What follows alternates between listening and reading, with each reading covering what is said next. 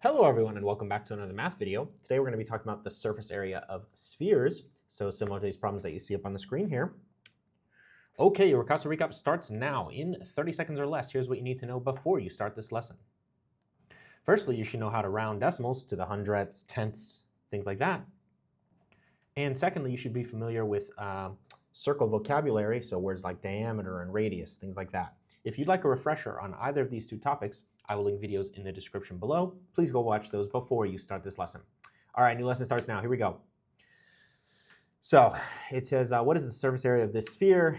And round it to the nearest hundredth. So surface area just means if we were to cover this sphere, which is a three-dimensional circle, if we were to cover it with wrapping paper or something, how much wrapping paper would it take? So there's a formula.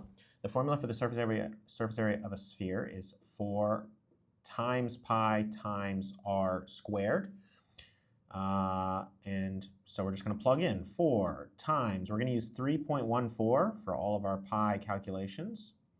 And the radius, we should be able to look at that figure and say, okay, radius is half of the diameter, so the radius is 15 squared.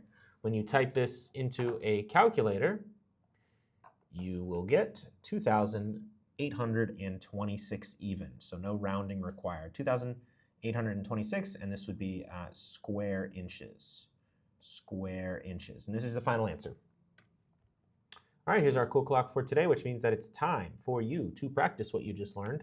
Go ahead and pause the video and try these two problems on your own, and when you're ready, you can unpause the video and we'll check your answers.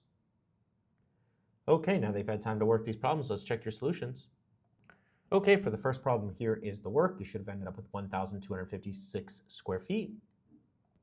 And for the second problem here is the work. Don't forget that at the end you have to round to the nearest hundredths.